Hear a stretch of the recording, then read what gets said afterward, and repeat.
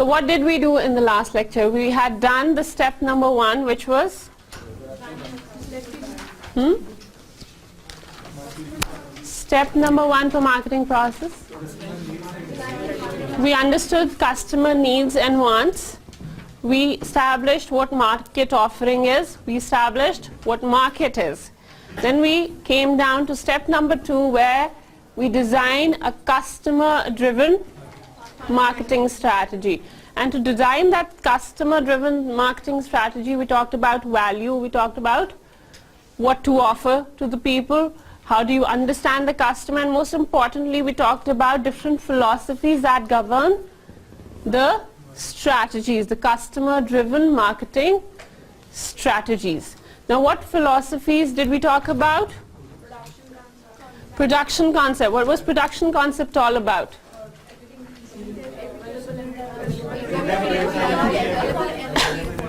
You need to make a product that is readily available and is affordable at the very same time. Followed by product concept. Product concept focuses on creating an innovative product, a product of superior performance.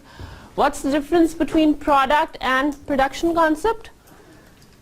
Production concept talks about affordability, whereas product concept talks about innovativeness, right? Then we came down to selling concept. It talks about like the customer will not buy your customer would not buy your product until and unless you make sound selling efforts. That means promoting your product, getting your product to the end customer. Then marketing concept was all about understanding the customer need and providing what the customer wants. Followed by the last concept, that was societal concept. What was that about? Whereby you try to balance what society wants, what consumer wants, and what the company wants. So this pyramid needs to be balanced out in a societal concept. Then we came down to step number 3. Construct an integrated marketing program that delivers superior value. We talked about integrated marketing. What is that?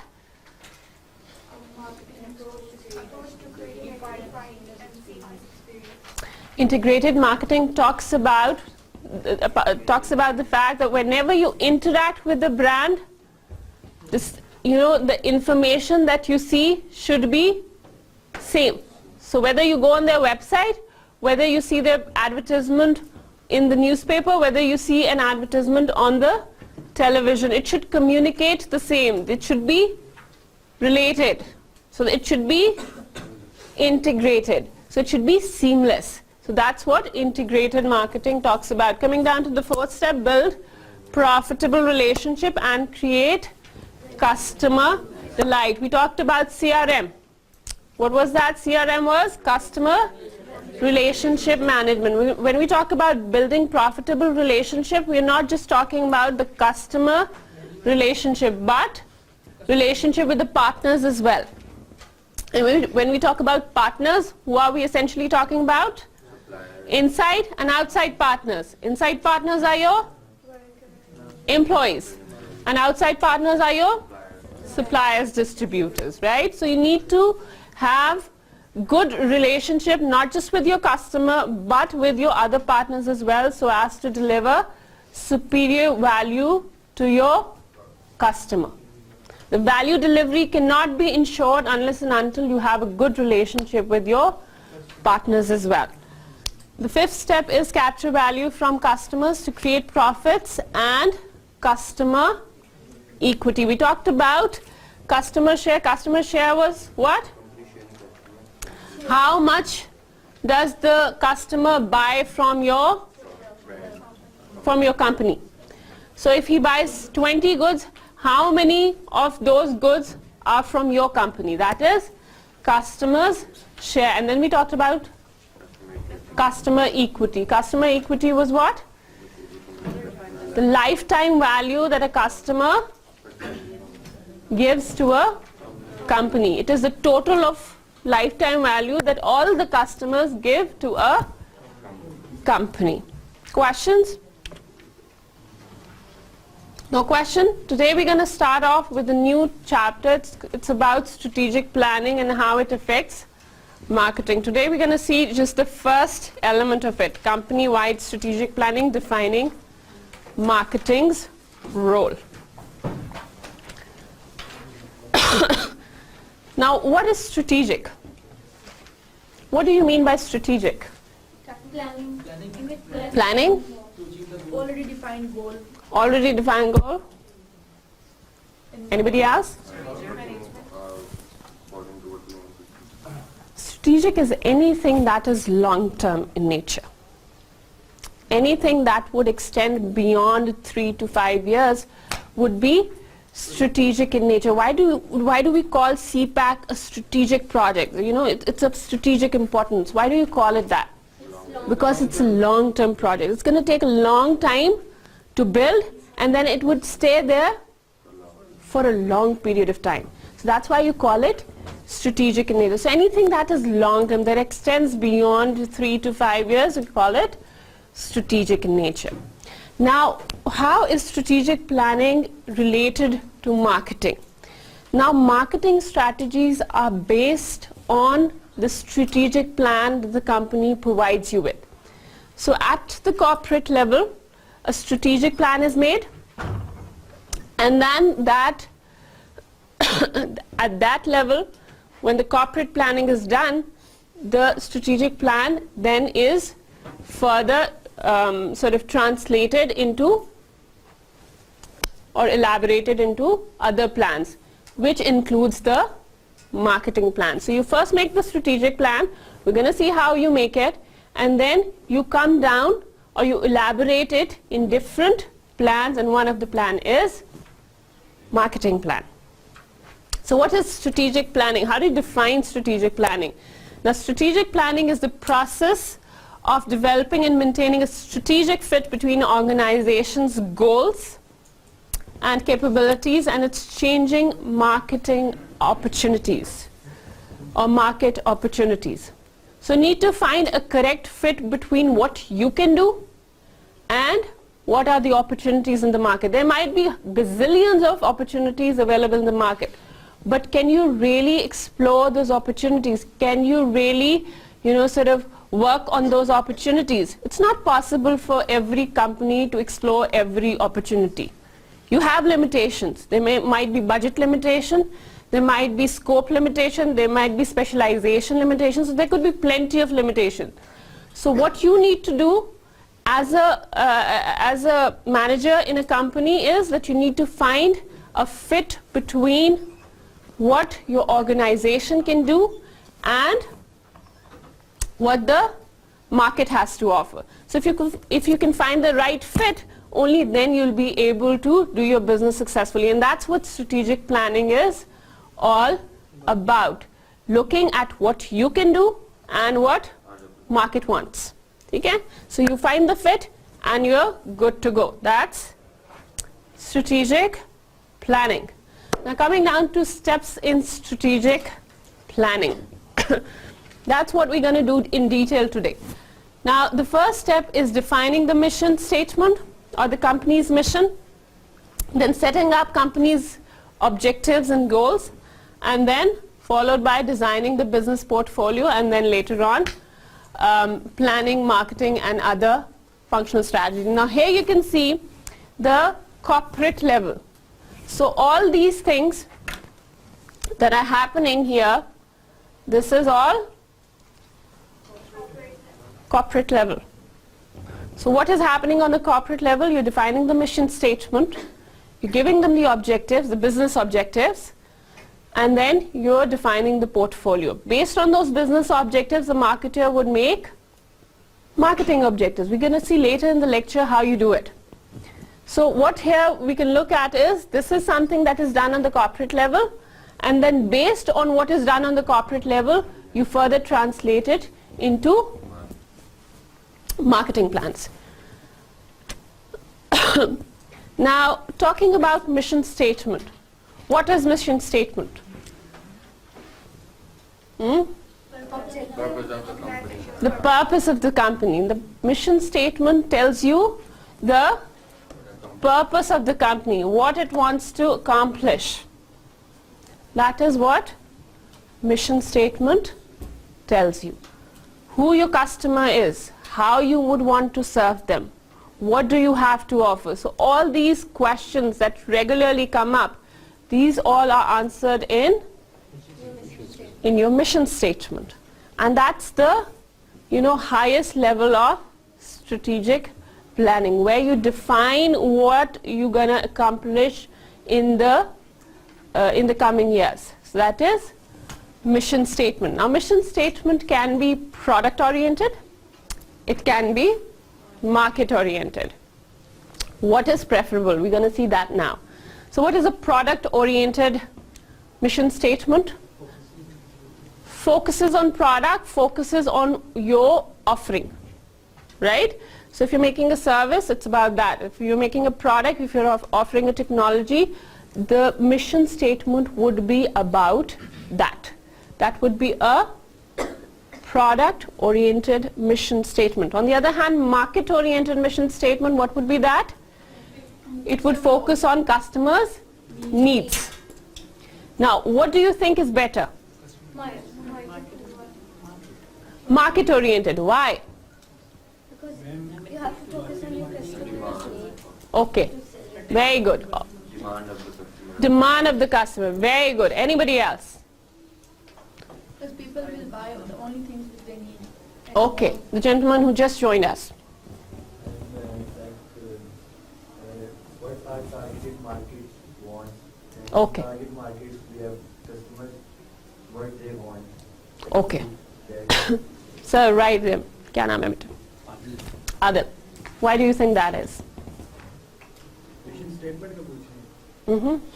I'm asking, why would you choose market-oriented mission statement over product-oriented?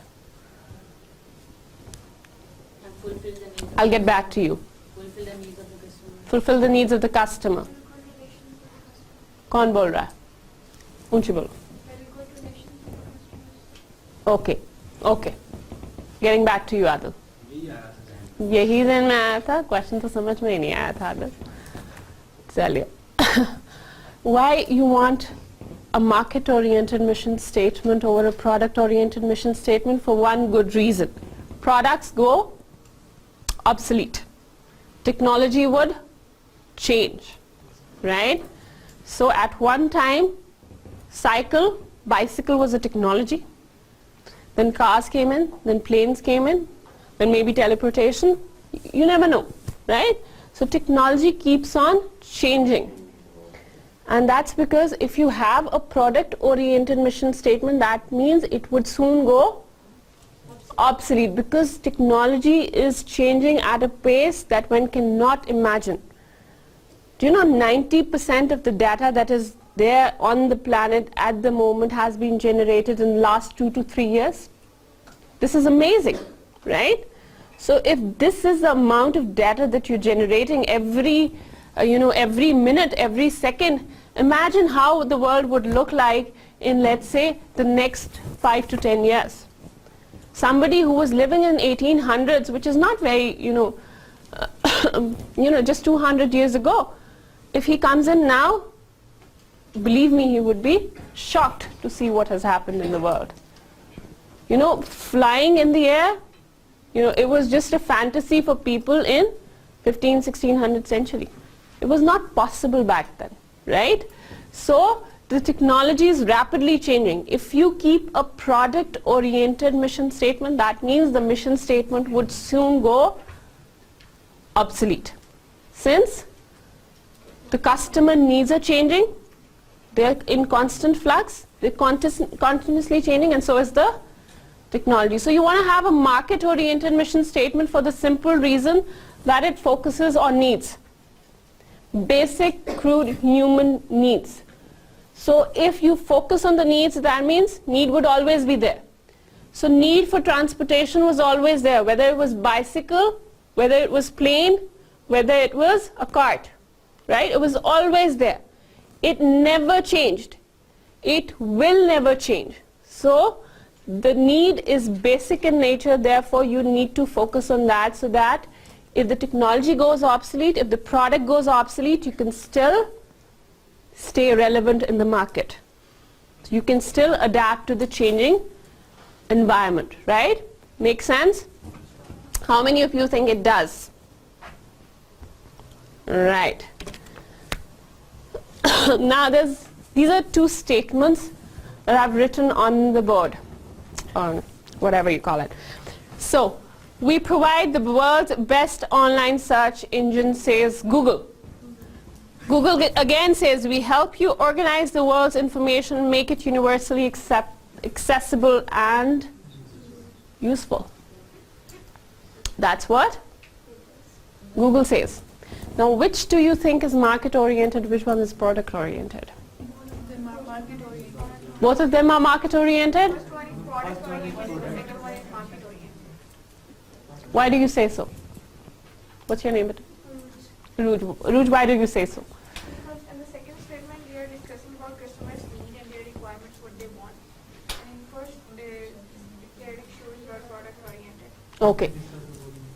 Ma'am, you said both are market-oriented. Why do you say so? I didn't read the first one properly. Now I think that the first one is more like product-oriented and the second one. Anybody who disagrees? No one. So we provide the world's best online search engine. Now, search engine concept is a technology. It's a product.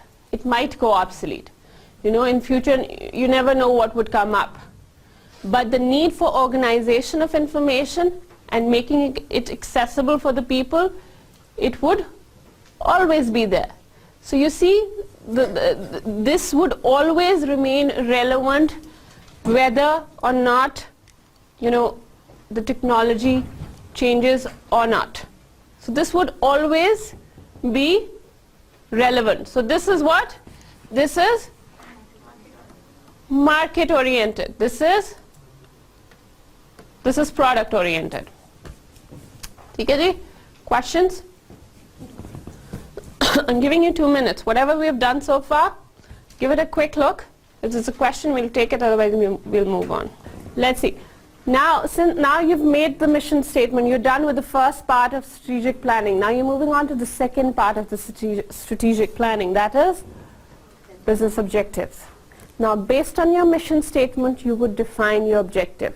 So, the business objective would take input from mission statement. You know, the highest level of strategic planning, right? Make sense? Based on business objectives, then you will define your marketing objectives. So your business objectives would give input to your marketing objectives. Once marketing objectives are done, you're going to make strategies. Clear? Now let's see an example for Engro. Now Engro Fertilizer is a big company in Pakistan, generates a lot of profit. Let's see an example from Engro. Now this example is done in your book, right? So we wanted to do it in class as well. So mission statement for Engro is, can somebody read it for me? Helping farmers maximize their farm product and produce by providing quality plant, nutrients and technical services on which they can depend. So it talks about helping farmers. It talks about helping farmers produce quality plant nutrients. It helps helping farmers maximize their farm produce. So they want to maximize the farmers' production by providing them quality plant nutrients. So it produces fertilizers. What fertilizers do? They provide the plant with necessary nutrients. And then in the second part, provide technical services on which they can depend upon. So advisory services are what they're talking about. So this is a mission statement. Based on that mission statement, they're making business objective. Now what is the business objective? Building profitable relationship by understanding their farming challenges and then supplying them with balanced and cost-effective nutrients at the price that allows the company to get a return on, ROI is return on investment. Right? So you see, this is further translated into, the mission statement is further translated into business objective. Now come down. We're talking about the marketing objective. The marketing objective would take input from business objective. Now what does marketing objective say? It says research on soil condition and usage practices and come up with new products that serve farmers. So it is again taking input from business objective. Further translation, where would that be? In marketing strategy. We further translated the marketing objective into marketing strategy. It says using mobile labs, right? Use mobile labs for free soil testing. Yes?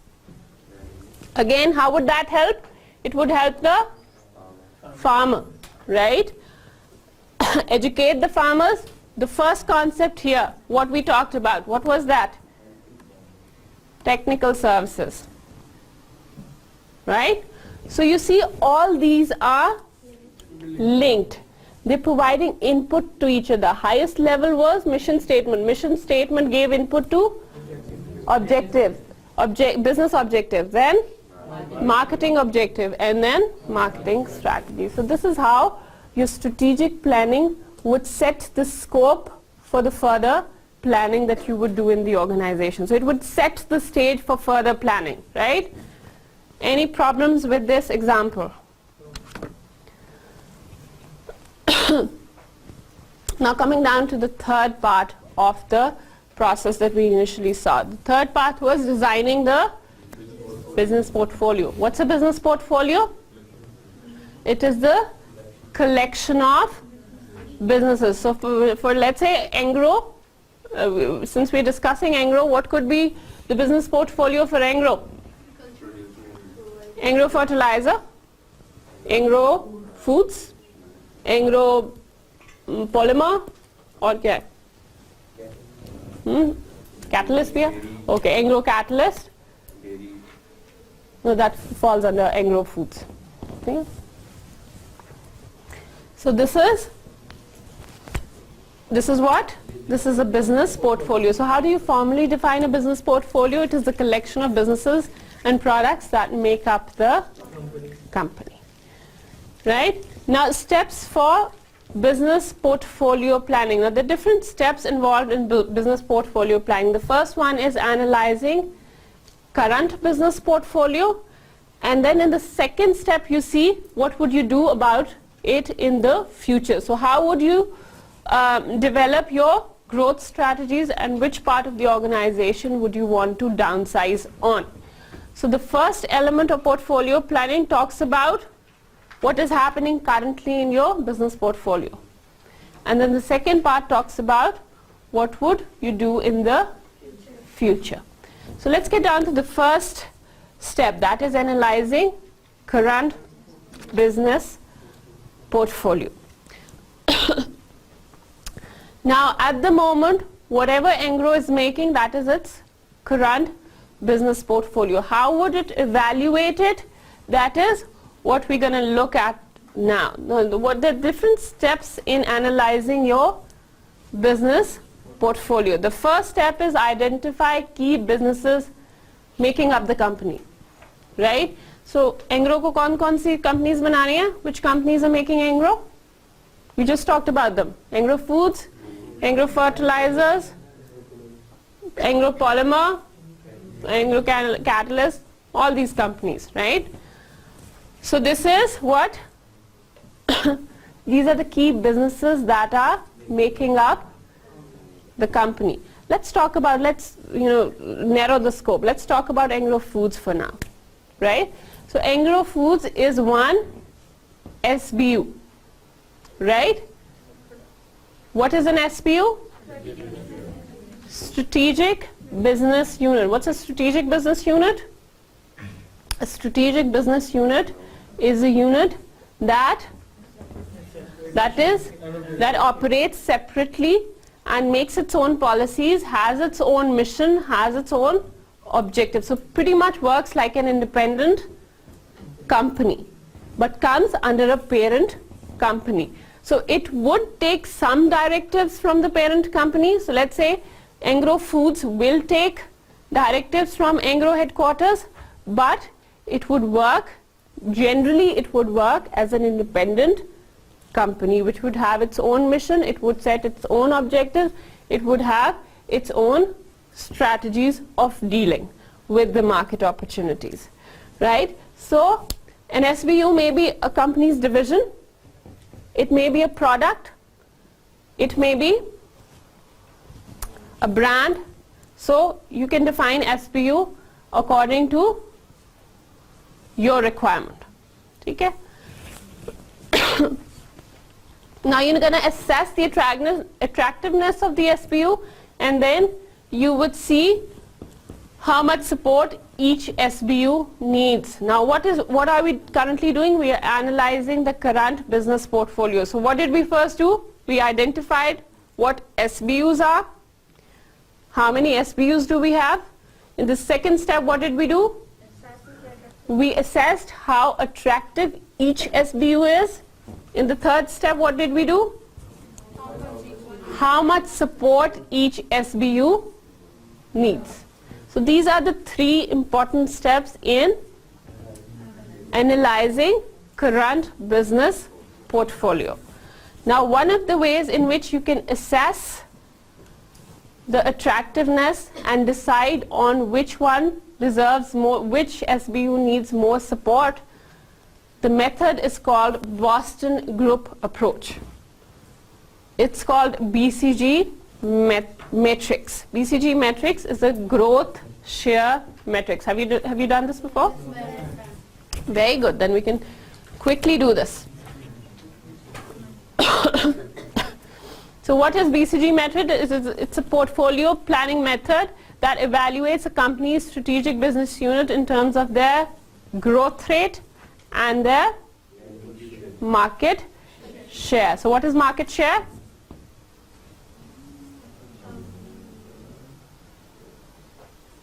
What is market share? Market share is how much proportion of your product that sells with respect to overall market. So let's say the total potential of a market is 100 units that would be sold in the market, right? So the Pakistani, let's say there's a product, ABC product, the total number of units that are demanded within the Pakistani market is 100.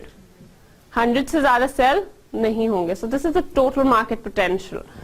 Your product, the number of units you sell are 50. That means your market share in the Pakistani market is 50%. So that's how you define market share, right? So you're going to see market share, and then you're going to see growth rate. Based on that, you would place your SBUs in 4 quadrants or 4 cells. Now let's see how do you do that. This is how a BCG growth share matrix looks like. So you have market growth on one end. This is the market growth, and this is the relative share. Now here's the star, here's the question mark, here's the dog, and here's the cash cow. Let's see further. Now what's a star? Now if you see here, there is high growth and there is high market share. That means the stars are in an environment where there's a lot of competition, they're continuously growing in that business and they're continuously gaining market share. So in order for them to grow, what they need is a lot of investment. Okay? Whenever a kid is growing up, you give them a lot of nutrients. Pediasure ka ad aata hai or different you tend to give them a lot of nutrients because you want to make sure that they grow strong. So if you want the stars to grow strong and if you want to turn them into cash cows, what do? You make a lot of investment into stars. And that's the way of dealing with all the SBUs that fall under star, right? Now coming down to cash cows, this particular quadrant, Now these are the products that are now in the PLC at maturity level. What is PLC? What's PLC? Ma'am, cash cows are that portfolio that is growing but not that much share in market. No, that's not low market share, it's low growth. If you see here, it's low growth here. Right? So that means on the PLC, how does a PLC look like? If I can grow it, make it for you, this is how a PLC looks like. Right? So PLC talks about where the product stands in its life cycle. So here, cash cow would be somewhere over here. That is the maturity stage. Now at maturity stage, what happens is your product cannot grow further because of the fact that it has attained the market that it can possibly have. So it has had the maximum market share that it had the potential for, right? So cash cows are those SBUs that fall under the category where the growth cannot take place anymore, or there's very less growth, and they are good source of cash for your company. So they can sustain themselves, and they are also able to pay for your bills, and they are also able to support the rest of the quadrants. So they are able to finance who? Stars. Stars needs investment. Where would the investment come from? Cash cows, right? So that is so cash cows are extremely important. Now what you do in cash cows is you try to make sure that you prolong the period of maturity of the product so that the cash cows can keep on providing you with cash, right? Now coming down to the next quadrant, that is the question mark. Now here you can see question marks are, they have high growth rate but low market share. So that means they're growing higher but their market share at the moment is low. How do you deal with them? You can make investment in them if you see potential, and then you can convert the question marks and take them to stars. Since they're growing at a good rate. So if something is growing, that means it has the potential. It might eventually gain the market share, right? Do we all agree? So that means investing in them if you feel they're growing at a good pace is a good idea, because you're able to convert them into stars. And if you're able to convert them into stars, that means you can eventually take them to cash cows. And the cash cows are the excellent source of cash and profit for the company. That's what you want.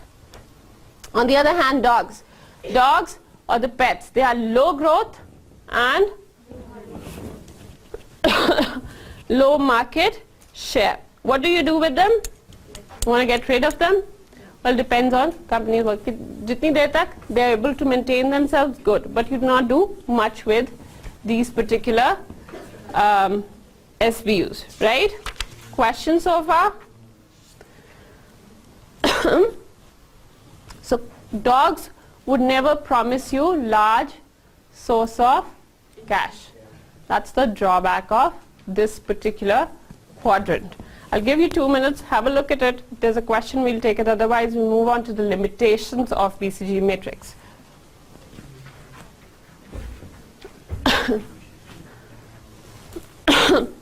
Question? No question? Everybody understands? Should I take a quiz? Really? Dale. Coming down to limitations, quiet. What are the limitations of BCG Matrix? What limits its abilities? How much is the predictability, or how much is the efficiency of BCG Matrix? Now, BCG Matrix is a matrix that has been used for over, I think, 40 years or so. So it has been there for quite a while now. But there are certain limitations. The first limitation is the fact that market share and growth rates are difficult to measure. You know, there's not enough data available in the market that tells you that this is your market share and this is your growth rate. So it is difficult to measure. Since it's difficult to measure, it sometimes becomes very subjective to put a certain SBU in a certain quadrant. So sometimes subjective is what? Something that is based on your own perception. So you think this particular SBU is growing at a rapid pace, but this might not be true in actual, right? This is your perception that it is growing. So there might be subjectivity at certain level in BCG matrix, since you cannot, you do not have enough data to give you the exact numbers for your growth rate and your market share. So that's the first limitation. The second limitation is, if you want to get the data, it's very time consuming, it's very expensive to get the data. Okay? So again, this is a drawback. The third one is it focuses on current business only. So it would only focus on SBUs that you currently have. It cannot give you any prediction about the future. And strategic planning is actually about future. So it can tell you where you currently stand and how do you deal with that, but it cannot tell you what to do about the future. So this is the limitation for BCG matrix. Ma'am, why is it expensive to get the data? Getting data is extremely expensive, right? And doing this usually requires consultancy, and consultancy itself is very expensive. But that organization is ours, and we know what is happening, and we all have all the... No, the market share and growth rate, this is not a data that is generated by the company. That comes from the market. So your market share is relative to your, at this particular time, what I'm teaching you is very superficial at the moment, right? So market share is generally taken relative to your largest competitor. At the moment, we're not doing it. Okay, this would be out of scope for now. We'll keep it simple. So हमने market share बहुत simply define किया है यहाँ पर, but generally इतना simple है नहीं, right? So market share, defining market share, getting the information from the market, again, is extremely expensive. You need to maybe do proper research. Research costs a lot of money. And then growth rate also requires a lot of research, how your market is growing. So again, this would require research. Research needs researchers. You have to pay them. R&D, research and development, it costs a lot of money. जो बड़ी giant companies हैं, they pay a huge amount of their budget to R&D. Okay, so it's extremely expensive to research in the market. So that's why it's usually the drawback of this particular approach. Who said it was easy? Did you ever research? It's not easy. Getting data in Pakistan, why people discourage people from doing PhD in Pakistan, the only reason is getting data here is extremely difficult and expensive. Getting data anywhere in the world is expensive, but there are a lot of difficulties. But data generation is itself a very costly process. When you study marketing further, you'll realize that for few research questions, you need proper psychologists that you need to hire, right? So if you're hiring a psychologist, then that means you'll be paying them per hour, right? So per hour, let's say if he's a very qualified psychologist, you'll paying them maybe $100 an hour. ठीक है, $100 कितना बनता है आजकल? 14,000 तकरीबन, right? So 14,000 rupees an hour for one psychologist. That's quite an amount. Obviously you would not be hiring one psychologist. So research is a very costly business. That's why you do not see R&D departments in small firms. That's because they cannot afford to do research. Anybody else?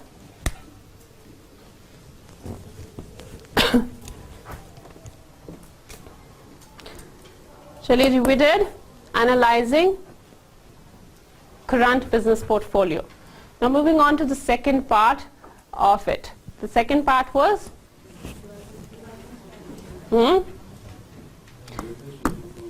which developing strategy for growth and downsizing. This is second part for business portfolio planning.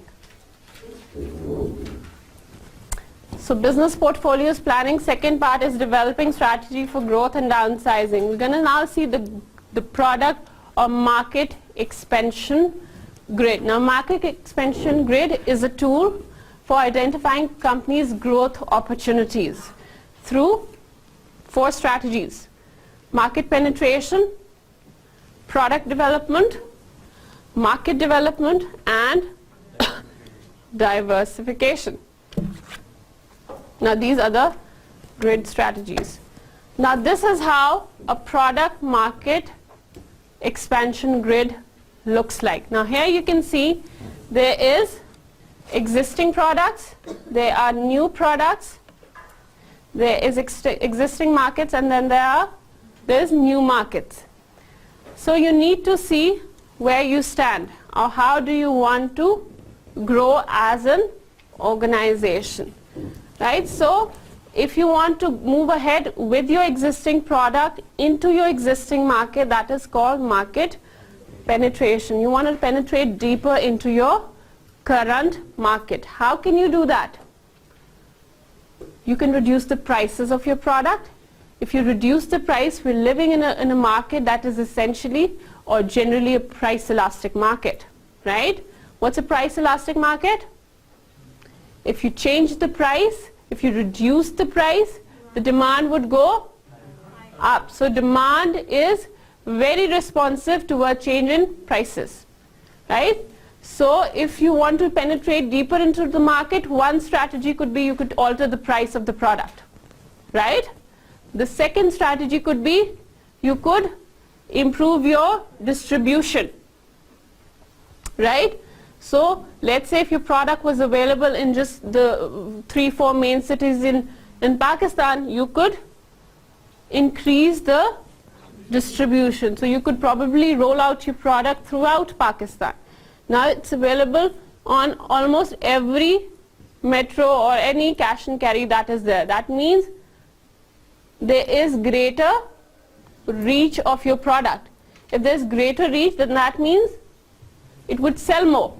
The number of units that you sell, it would increase if the distribution is better. Again, this would lead to penetrating your market better, right? What could be the other way?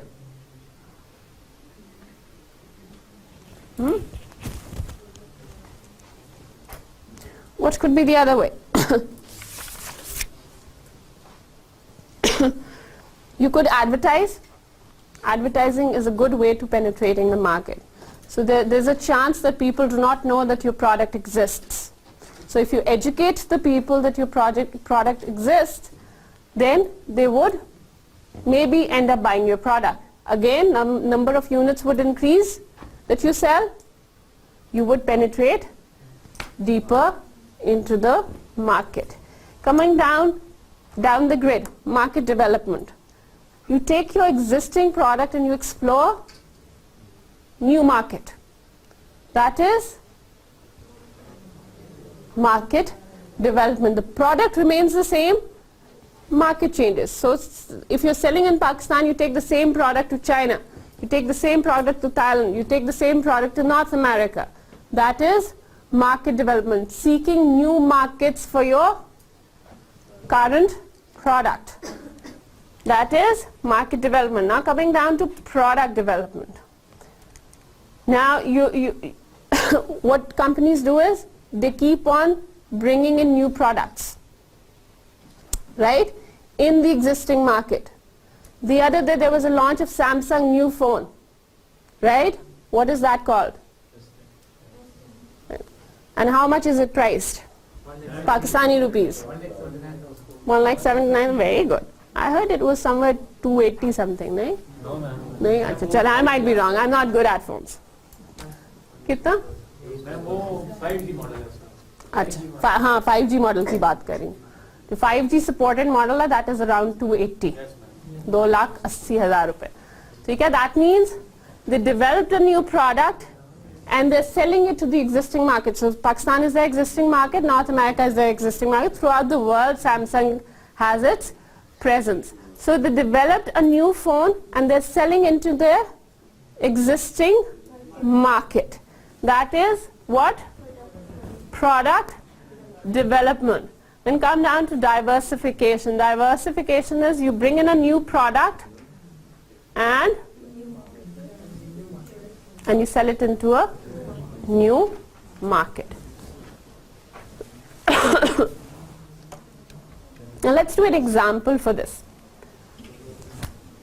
Yeah, a very good example is done in your book of national foods. How did they expand themselves?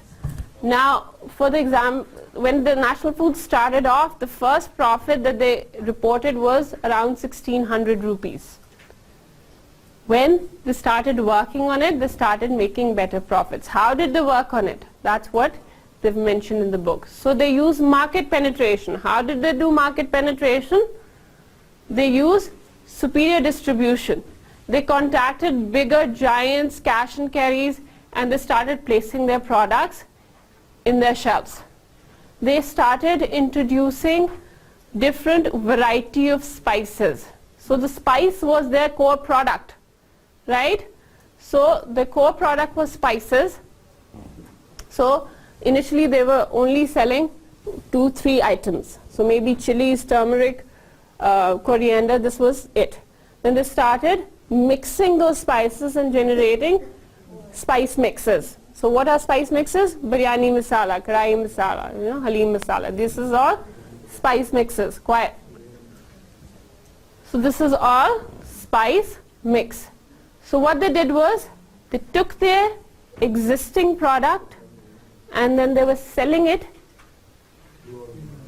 in their existing market. This is how they penetrated the market.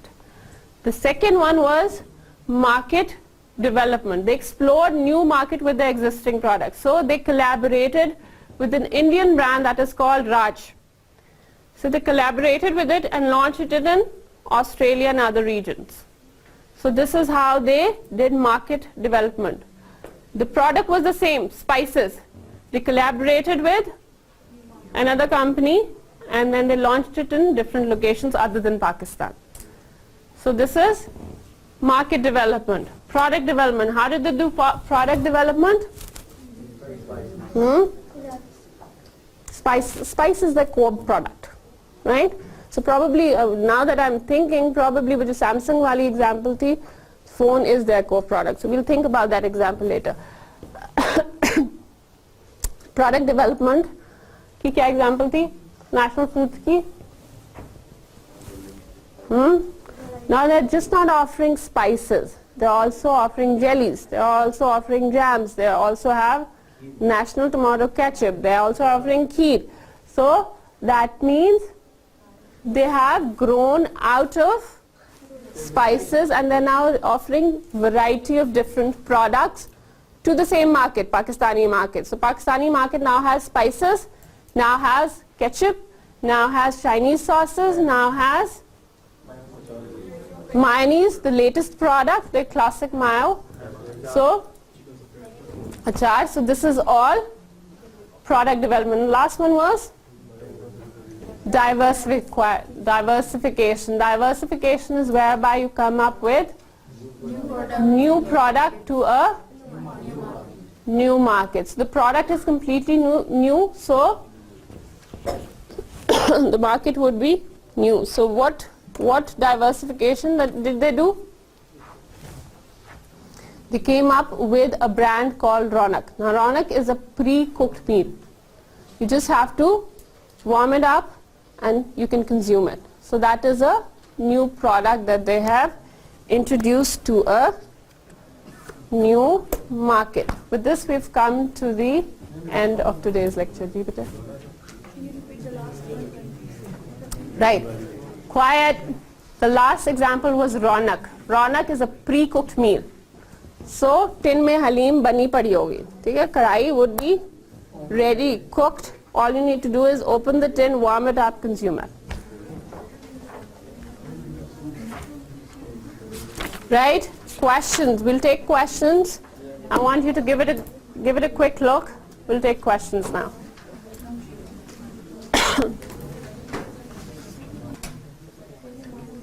Trinity, we missed out on one point, downsizing. Again, nobody reminded me. Developing strategy for growth and downside. We did growth in terms of the grid that we just did. 4 quadrants of the grid were dealing with growth. Now, if an SBU or a part of your company is not performing well, what do? You downsize, you cut it off. Because it's consuming, you're investing in it constantly and it's providing you nothing. So, it's practically of no use. It's practically of no use. So, if something is of no use, it's not providing you any benefit, it's a good idea to downsize it. So downsizing is the reduction of business portfolio by eliminating business units or product that no longer fit company's overall strategy, right? Do we downsize the portfolio of dog and star because when there is maturity? You don't downsize, you don't want to downsize this, are you? What you want to do is you want to convert them into cash cows. Okay? Not the dogs but the stars, right? But if you cannot do it and it becomes a burden, it eventually moves on to that dogs, then you might want to think in that sense. Any other question? किसने question किया था cash cows stars वाला? आपने किया था? चलिए, let's get to that now. What's your question, मेरा बच्चा?